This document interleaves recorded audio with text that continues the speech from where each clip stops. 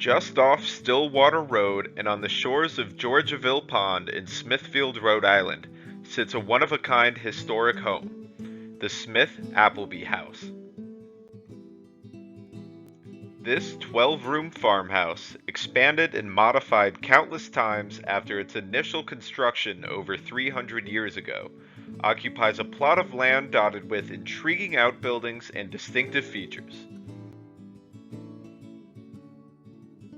Painstakingly restored by the Historical Society of Smithfield after a long period of disrepair, the Smith-Appleby House is not only a tremendous resource for learning about local history, it's a central piece of that history. The story of the house begins with its initial construction in about 1696 by Elisha Smith, a farmer from Providence. Smith's grandfather, John Smith, was one of the original settlers of Rhode Island, alongside Roger Williams.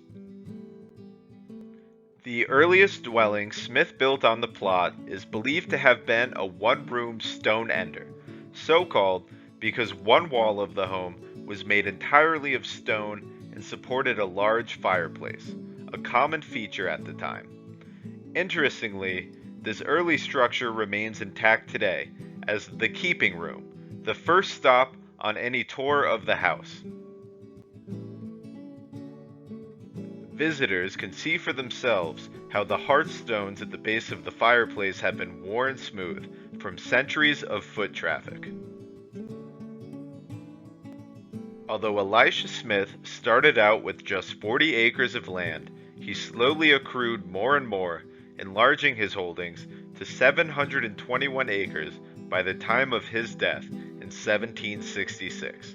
He also constructed two mills a short distance from the home, the remains of which can still be seen. Smith had 10 children, most of whom fanned out along the Woonasquatucket River to build their own homes and mills. Although Smithfield was not named for the Smith clan, some say that it might as well have been.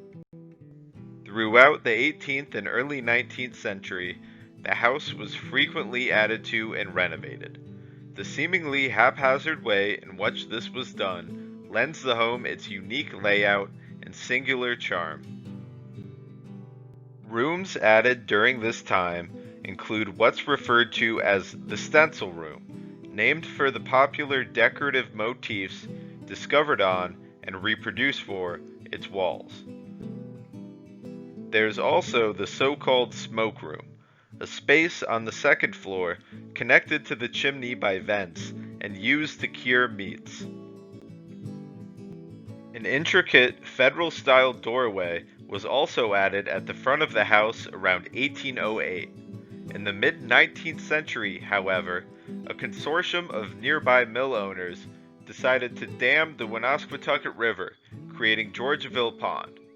Stillwater Road was diverted to higher ground on the other side of the house, and as a result, the decorative front door is now at the back of the home, facing the pond. In 1807, Elisha Smith's great-granddaughter, Waite Smith, inherited the house upon the death of her father. She had married a man named Thomas Appleby, and it would be their descendants that occupied the house from then on. In 1809, Waite and Thomas's eldest son, John Smith-Appleby, and his wife Patience moved into the home. The last Appleby to live in the home, and perhaps the most notable, was Maria Myra Appleby, who became the proprietor in 1929. Myra was a lively and modern woman whose life proved as unreproducible as the Smith-Appleby house itself. She shared the home with her lifelong companion, Abby Sargent, and the two worked tirelessly to convert countless acres of pasture and meadow into a 9-hole golf course. The so-called Stillwater Country Club boasted 25 members in 1933, with regular maintenance keeping the pair so busy that a groundskeeper was hired to live in an outbuilding and supplement their efforts. Myra was also a charter member of the Historical Society of Smithfield, and meetings were sometimes held at the Smith-Appleby House. Although she lived there well into the 20th century, she did not have electricity until the 1930s and never installed running water or a gas stove. Much of the furniture and tableware, not to mention countless relics, were centuries old, accumulated over time by her predecessors. Plainly, no matter how often the home was altered over the years, it remained unchanged in some significant ways. Myra Appleby died in 1959, and Abby Sargent shortly thereafter in 1962. Myra had willed the home and its contents to a local church group that in turn sold both the property and the antique possessions that filled it. The Smith-Appleby House then fell into disrepair for several years before being purchased by the Historical Society of Smithfield in 1974. The home's age, condition, and architectural idiosyncrasies made it a challenge to restore, but the Society was fortunate enough to receive financial and in-person help from members and many others. The generosity that underlined the restoration effort is exemplified by the fact that interested locals and society members donated not only period-specific and reproduction furnishings, but some of the original items sold at auction after Myra's death.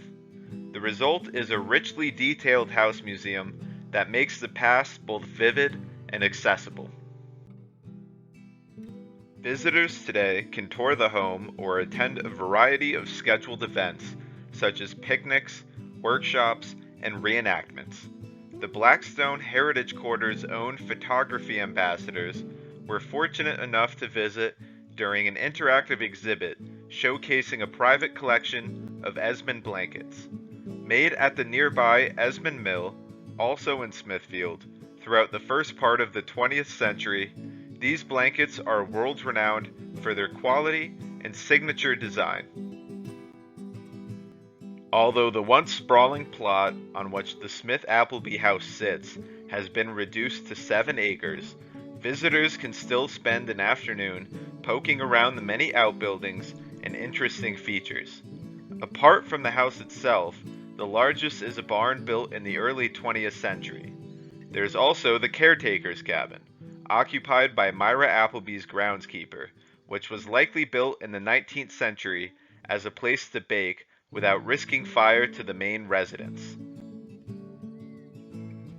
And then there's a small railroad station built in 1873 and originally located nearby. This tiny shelter was called a flag stop because trains were only required to stop if the station worker displayed a red flag to indicate that there were either passengers or mail to be picked up. A graveyard begun in the 18th century also sits on a corner of the property. Countless residents of the home, from Elisha Smith to Myra Appleby and Abby Sargent, are buried there. All told, the Smith-Appleby House in Smithfield is one of the Blackstone Heritage Quarter's must-see attractions. A one-of-a-kind home filled with many authentic objects and sited on a property enriched with curiosities. It is truly a unique place to get in touch with the past.